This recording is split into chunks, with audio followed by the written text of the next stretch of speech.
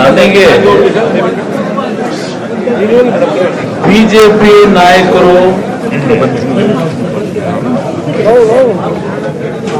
ಸರ್ಕಾರವನ್ನ ಅಸ್ಥಿರಗೊಳಿಸಲಿಕ್ಕೆ ಪ್ರಯತ್ನ ಪಡ್ತಾ ಇದ್ದಾರೆ ಅಂತಕ್ಕಂಥದ್ದನ್ನ ನಾನಂತೂ ಎಲ್ಲೂ ಪ್ರಚಾರ ಮಾಡಿಲ್ಲ.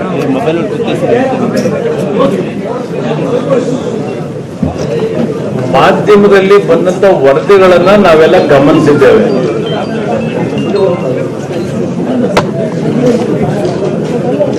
ಡೆಡ್ಲೈನ್ಗಳನ್ನ ಕೊಟ್ಟಂತದ್ದು ಯಾರ ಒಂದು ಮೂಲಗಳಿಂದ ತಮ್ಮಗಳಿಗೆ ಬಂತು ಅನ್ನೋದು ನನಗೇನು ಗೊತ್ತಿಲ್ಲ. ಮಾಧ್ಯಮಗಳಲ್ಲಿ 15ನೇ ತಾರೀಕು ಏನೋ ದೊಡ್ಡ ರಾಜ್ಯದಲ್ಲಿ ಸಂಕ್ರಾಂತಿ ಆಗ್ತದೆ ಸಂಕ್ರಾಂತಿ ಆಗುತ್ತೆ ಅಂತಕ್ಕಂಥ ಭಾವನೆಗಳನ್ನ ಮೂಡಿಸ್ತಕ್ಕಂಥದ್ದಕ್ಕೆ ತಮ್ಮಗಳನ್ನ ಕೆಲವು ವರ್ಗದವರು ಏನು ದುರುಪಯೋಗ ಪಡಿಸ್ಕೊಂಡಿದ್ದಾರೆ. ಸಂಕ್ರಾಂತಿಯನ್ನ ಮಾಡ್ಲಿಕ್ಕೆ ಹೋಗಿ ಸಂಭ್ರಾಂತಿಯನ್ನ ಮಾಡ್ಕೊಂಡ್ಬಿಟ್ಟಿದ್ದಾರೆ ಅನ್ನೋದು ನನ್ನ ಅಭಿಪ್ರಾಯ. ನಂತರ ಕಾಂಗ್ರೆಸ್ ಮತ್ತು JDS ನ ನಾಯಕರು, ಅದರಲ್ಲೂ ವಿಶೇಷವಾಗಿ ಮುಖ್ಯಮಂತ್ರಿಗಳು ಬಿಜೆಪಿ ಶಾಸಕರನ್ನ ರಾಜೀನಾಮೆ ಕೊಡಿಸ್ಲಿಕ್ಕೆ ಹಲವಾರು ರೀತಿಯ ಆಮಿಷಗಳನ್ನು ಒಡ್ತಾ ಇದ್ದಾರೆ ಅಂತಕ್ಕಂಥದ್ದನ್ನ ಪದೇ ಪದೇ ಬಿಜೆಪಿಯ ರಾಜ್ಯದ ಅಧ್ಯಕ್ಷರೇ ಹೇಳ್ತಾ ಇದ್ದಾರೆ. ಇದೆಲ್ಲ ನನಗೆ ಆಶ್ಚರ್ಯ ತಂದಿರತಕ್ಕಂಥ ಒಂದು ಕ್ಷಣಗಳಿವೆಲ್ಲ. ಎಲ್ಲ ರೀತಿಯ ವ್ಯರ್ಥ ಕಸರತ್ತು ಮಾಡ್ತಾ ಇರತಕ್ಕಂಥವ್ರು ಅವರುಗಳೇ. ಬಿಜೆಪಿಯ ಕೆಲವು ನಾಯಕರುಗಳ ಚಿತ್ರಗಳು ಯಾರ ಜೊತೆ ಇದೆ ಅಂತಕ್ಕಂಥದ್ದನ್ನು ತಾವು ನೋಡ್ತಾ ಇದ್ದೀರಿ. ಎಲ್ಲ ಮುಂಬೈನಲ್ಲೋ ದೆಹಲಿನಲ್ಲೋ ಯಾರ್ಯಾರು ಲೀಡ್ ತಗೊಂಡು ಕೆಲಸ ಮಾಡ್ತಾ ಇದ್ದಾರೆ ಅಂತ ಹೇಳಿ ನಾನು ಒಂದು ಯಡಿಯೂರಪ್ಪನವ್ರಿಗೆ ಕೇಳಲಿಕ್ಕೆ ಬಯಸ್ತೇನೆ. ನಾವು ಹೊಸ ವರ್ಷದಲ್ಲಿ ನಾನು ವಿಶೇಷವಾಗಿ ನನ್ನ ಮಗನ ಜೊತೆ ನನ್ನ ಕುಟುಂಬದ ಜೊತೆ ಒಂದು 3 ದಿವಸ ರಾಜ್ಯ ಬಿಟ್ಟು ಬೇರೆ ಕಡೆ ಹೋಗಿದ್ದೆ ಅಂತಕ್ಕಂಥದ್ದನ್ನೇ ಒಂದು ದೊಡ್ಡ ಇಶ್ಯೂ ಮಾಡಿದ್ರು.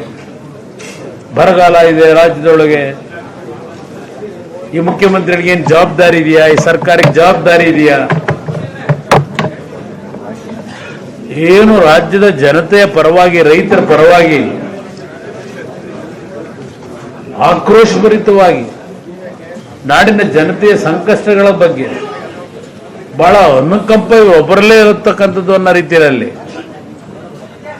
ಅವತ್ತು ನನ್ನ ಮೇಲೆ ಟೀಕೆ ಮಾಡಿದಂಥದ್ದೇನಿದೆ, ಇವತ್ತು ಯಡಿಯೂರಪ್ಪನವರಿಗೆ ಅವ್ರ ಸ್ನೇಹಿತರುಗಳಿಗೆ ಕೇಳಲಿಕ್ಕೆ ಬಯಸ್ತೀನಿ. ಇವತ್ತು ಎಷ್ಟು ದಿನ ಆಯ್ತು ದೆಹಲಿಯಿಂದ ಆಚೆ ಹೋಗಿ ಅಲ್ಲೆಲ್ಲೋ ಗುರುಗಾಂವ್ ಹತ್ರ ಯಾವುದೋ ಹೋಟ್ಲಲ್ಲಿದ್ದಾರೆ. ಯಾವ ಪುರುಷಾರ್ಥವನ್ನ ಸಾಧನೆ ಮಾಡಲಿಕ್ಕೆ ಹೋಗಿ ಅವ್ರನ್ನೆಲ್ಲರನ್ನೂ 100 ಶಾಸಕರುಗಳನ್ನ ಬಿಜೆಪಿ ಶಾಸಕರನ್ನ ತಗೊಂಡೋಗಿ ಕೂಡಾಕೊಂಡಿದ್ದಾರೆ. ಮಾಧ್ಯಮದವ್ರು ನೀವೇ ವಿಷಯಗಳನ್ನು ಬಿತ್ತರಿಸಿದ್ದೀರಿ. ಅದೇನೋ ಮೊಬೈಲ್ ಫೋನ್ಗಳನ್ನು ಕಿತ್ತಿಟ್ಕೊಂಡಿದ್ದಾರೆ. ಎಲ್ಲ ರೀತಿ ದಿಗ್ಬಂಧನವನ್ನ ಬಿಜೆಪಿಯ ಶಾಸಕರ ಮೇಲೆ ಏರಿದ್ದಾರೆ ಅಂತ ಹೇಳಿ ನಾವು ಚಾರ್ಜ್ ಮಾಡ್ತಾ ಇಲ್ಲ. ಇದನ್ನ ನೀವು ಆ ಮಾಹಿತಿಗಳನ್ನು ಕೊಡ್ತಾ ಇದ್ದೀರಿ. ಈಗ ಗುರುಗಾಂವ್ನಲ್ಲಿ ಬರವೀಕ್ಷಣೆ ಮಾಡ್ತಾ ಇದ್ದಾರ ಹೋಟ್ಲಲ್ಲಿ ಕೂತ್ಕೊಂಡು. ಇವರೀಗ 6 ದಿನಗಳಿಂದ ಗುರುಗಾಂವ್ನಲ್ಲಿ ಕೂತಿರ್ತಕ್ಕಂಥ 100 ಶಾಸಕರು ಯಡಿಯೂರಪ್ಪನವ್ರ ನೇತೃತ್ವದಲ್ಲಿ ಈಗ ಕರ್ನಾಟಕದಲ್ಲಿ ಸಂಪೂರ್ಣವಾಗಿ ಬರ ಎಲ್ಲ ಇವತ್ತು ಹೋಗ್ಬಿಟ್ಟಿದೆಯಾ, ಜನ ಕಷ್ಟದಿಂದ ಇವತ್ತು ಸುಖದ ಕಡೆಗೆ ಬಂದಿದ್ದಾರ. ಒಂದು ವಾರದಿಂದ ನೀವು ಅಲ್ಲಿ ಕೂತಿದ್ದೀರಲ್ಲಪ್ಪ, ಈಗ ನಮಗೆ ಚಾರ್ಜ್ ಮಾಡೋರು. ನಾವೆಲ್ಲ 2 ದಿವಸ ಹೊರಗಡೆ ಹೋದ ತಕ್ಷಣಲೇ ಈಗ ಇದಕ್ಕೇನು ಹೇಳ್ತೀರಿ ಯಡಿಯೂರಪ್ಪನವ್ರೆ ನೀವು ಜನತೆ ಮುಂದೆ? ಇವತ್ತು ನಾವು ದುಡ್ಡು ಖರ್ಚು ಮಾಡೋದು ನೀವು ಏನ್ ಮಾಡ್ತಾ ಇದೀರಿ ಅದು ಯಾವುದನ್ನು ನಾನು ಹೇಳಲಿಕ್ಕೆ ಹೋಗೋದಿಲ್ಲ. ಇತ್ತೀಚಿನ ರಾಜಕಾರಣದಲ್ಲಿ ಒಂದು ಶಾಸಕರುಗಳನ್ನ ಒಟ್ಟಾಗಿ ಹಿಡಿದಿಡಬೇಕು ಅನ್ನೋದಕ್ಕೆ ರೆಸಾರ್ಟ್ಗಳಲ್ಲಿ ಹೋಟ್ಲ್ಗಳಲ್ಲಿ ಹೋಗಿ ಒಟ್ಟಾಗಿರ್ತಕ್ಕಂಥದ್ದು ಒಂದು ನಡವಳಿಕೆ ಪ್ರಾರಂಭ ದೇಶದಲ್ಲೇ ಆಗೋಗಿದೆ. ಇದೇನು ಹೊಸ ಪ್ರಕರಣ ಅಂತಲೂ ನಾನು ಹೇಳಲಿಕ್ಕೆ ಹೋಗೋದಿಲ್ಲ.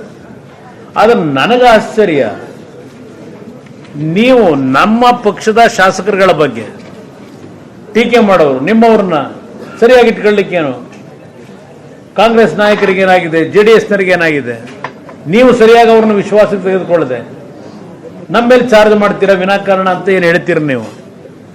ಹಾಗಿದ್ರೆ ನಿಮ್ಮ 100 ಶಾಸಕರನ್ನ ಕರ್ಕೊಂಡೋಗಿ ಅಲ್ಲೆಲ್ಲ ದಿಗ್ಬಂಧನ ಹೋಟೆಲ್ ಕೂಡ ಹಾಕೊಂಡಿದ್ದೀರಲ್ಲ.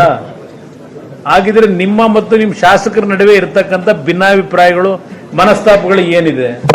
ನಾವೆಲ್ಲ ಇಲ್ಲಿ ಕೂತಿದ್ದೇವೆ ನಾಯಕರೆಲ್ಲ, ನಾವೇನು ಯಾವ ರೆಸಾರ್ಟ್ ಕರ್ಕೊಂಡು ನಮ್ಮ ಶಾಸಕರನ್ನ ದಿಗ್ಬಂಧನ ನಾವೇನು ಮಾಡಿಲ್ಲ, ಫ್ರೀಯಾಗಿ ಬಿಟ್ಟಿದ್ದೇವೆ ನಮ್ಮ ಶಾಸಕರುಗಳನ್ನ. ಎಲ್ಲ ಮಾಡ್ತಿರೋರು ನೀವುಗಳೇ, ಆದರೆ ನಿಮ್ಮ ದೂರು ನಮ್ಮಗಳ ಮೇಲೆ ಅಪಾದನೆ. ಜನ ಇದನ್ನ ಅಷ್ಟು ಸುಲಭವಾಗಿ ನೀವು ಹೇಳ್ತಕ್ಕಂಥದ್ದನ್ನು ಎಲ್ಲದಕ್ಕೂ ತಲೆದೂಗ್ತಾರೆ ಅಂತಕ್ಕಂಥ ನಿಮ್ಮ ಭಾವನೆ ಇದ್ರೆ, ಈ ನಾಡಿನ ಜನತೆ ಸರಿಯಾದ ಸಂದರ್ಭದಲ್ಲಿ ನಿಮ್ಮಗಳಿಗೆ ಬಿಜೆಪಿ ನಾಯಕರುಗಳಿಗೆ ಉತ್ತರ ಕೊಡ್ತಾರೆ ಅಂತಕ್ಕಂಥದ್ದು ನನ್ನ ಅಭಿಪ್ರಾಯ. Thank you sir.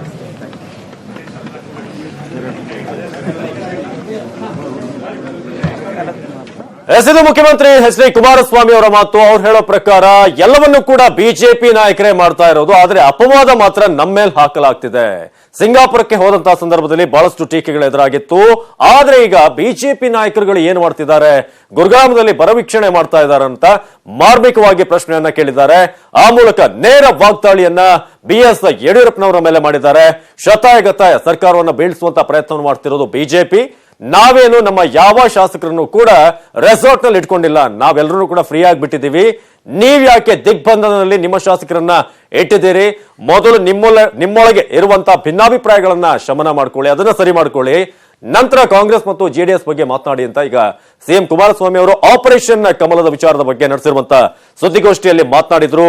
CM ಅವರು ವ್ಯಂಗ್ಯವಾಡಿದ್ರು ಬಿಜೆಪಿ ನಾಯಕರ ಬಗ್ಗೆ. ಏನು ವರ್ಷಾಂತ್ಯದಲ್ಲಿ ನನ್ನ ಬಗ್ಗೆ ಬಹಳಷ್ಟು ಟೀಕೆಗಳು ಉಂಟಾಯಿತು ನಾನು ಹೊರದೇಶಕ್ಕೆ ಹೋಗಿದ್ದಕ್ಕೆ.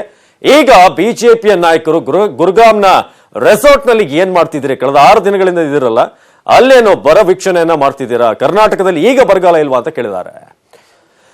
ಈ ಬಗ್ಗೆ ಹೆಚ್ಚಿನ ಮಾಹಿತಿಯನ್ನು ನೀಡ್ತಾರೆ ನಮ್ಮ ಪ್ರತಿನಿಧಿ ಕೃಷ್ಣ. ಇವತ್ತಿನ ಒಂದು ಸುದ್ದಿಗೋಷ್ಠಿಯಲ್ಲಿ ಬಹಳಷ್ಟು ವಿಚಾರಗಳು ಬಹಳ ಮಾರ್ಮಿಕವಾಗಿ ಹೇಳಿದ್ರು CM ಅವರು. ನೇರವಾಗಿ ಟಾರ್ಗೆಟ್ BS5 ಮೇಲಿತ್ತು. ಓವರ್ ಆಲ್ ಸಮರೈಸ್ ಮಾಡೋದಾದ್ರೆ ಏನೇನ್ ಹೇಳಿದ್ರು ಅಂತ? ಖಂಡಿತವಾಗ್ಲೂ ಅವಿನಾಶ್, ಪ್ರಮುಖವಾಗಿ ಈಗಾಗಲೇ ಬಿಜೆಪಿ ಆಪರೇಷನ್ ಏನ್ ಕಮಲ ಆರಂಭವಾಗಿದೆ. ಈ ಒಂದು ವಿಚಾರವಾಗಿ ಮುಖ್ಯಮಂತ್ರಿ ಎಚ್.ಡಿ. ಕುಮಾರಸ್ವಾಮಿ ಅವರು ಬಿಜೆಪಿ ನಾಯಕರ ವಿರುದ್ಧವಾಗಿ ಕಿಡಿಕಾರಿರುವಂತದ್ದು. ಈಗಾಗಲೇ ಬಿಜೆಪಿ ನಾಯಕರು ಮುಖ್ಯವಾಗಿ BS ಯಡಿಯೂರಪ್ಪನವರು ತಮ್ಮ ಶಾಸಕರನ್ನ ಹರಿಯಾಣದಲ್ಲಿ ಕೂಡ ಕೊಂಡಿದ್ದಾರೆ. ಈ ಒಂದು ವಿಚಾರವಾಗಿ ಅವರು ಒಂದು ಆಕ್ರೋಶವನ್ನು ವ್ಯಕ್ತಪಡಿಸಿರುವಂತದ್ದು. ಈಗ ರಾಜ್ಯದಲ್ಲಿ ಬರಗಾಲ ಕಾಣ್ತಾ ಇಲ್ವಾ, ಯಾಕೆ ರಾಜ್ಯದ ಅಭಿವೃದ್ಧಿ ಬಗ್ಗೆ ವಿರೋಧ ಪಕ್ಷದ ನಾಯಕರಾಗಿರ್ತಕ್ಕಂಥ ಯಡಿಯೂರಪ್ಪ ಅವರು ಗಮನ ಹರಿಸ್ತಾ ಇಲ್ಲ?